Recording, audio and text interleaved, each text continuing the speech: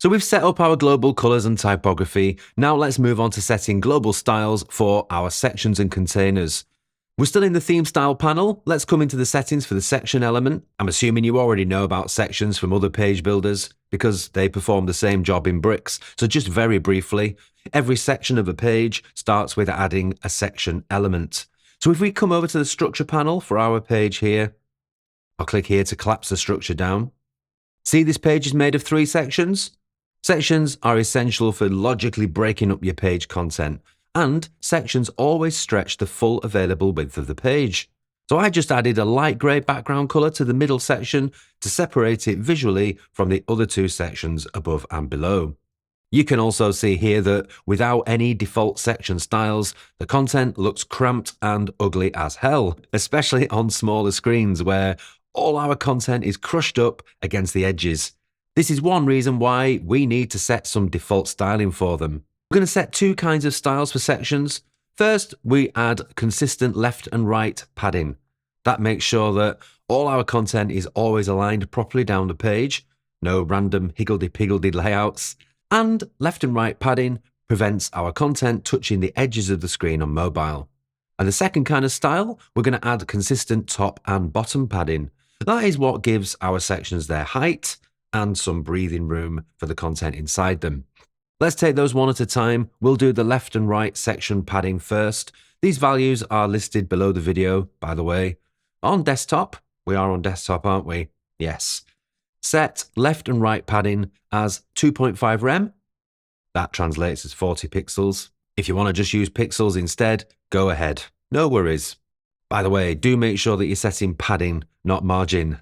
Padding is the space inside things, margin is the space outside. Now this has to be space inside. Let's go to tablet. I just hit Command B on my keyboard. If you're on a PC, it's Control B. 2.5 left and right is also fine. I just leave tablet inheriting the desktop padding. So into mobile landscape. Now this smaller screen needs a little bit less padding. So I am going to go with 2 rem left and right. That is 32 pixels if you prefer. And mobile portrait, I leave the same as landscape. So we can just leave portrait alone. Now you can see what's happened by adding this padding, or gutter as it's sometimes called.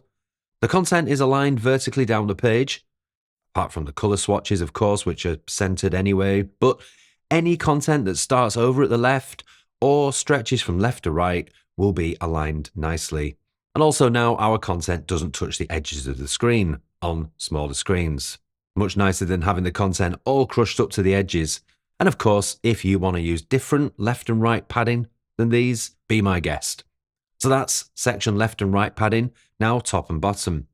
These values are also below the video. Desktop is 5 rem, top and bottom, which is 80 pixels.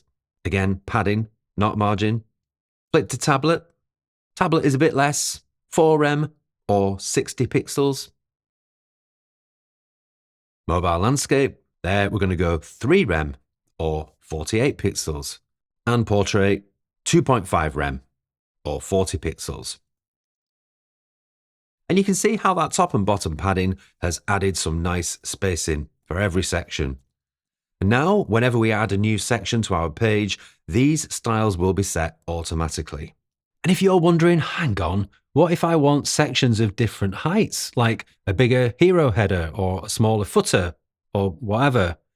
Fear not. We're going to create some alternative section styles later on in the course. Again, all globally editable and managed. All right, that's sections. Now quickly to containers. Look back into the structure panel again. You'll see here the first thing directly inside every section is a container, and all the rest of the content is directly inside the container. In fact, you could say our content is contained by the container, hence the name. Okay, the container has 2 jobs. One is to make sure our website content never extends further than a maximum width, so it stays readable on larger screens.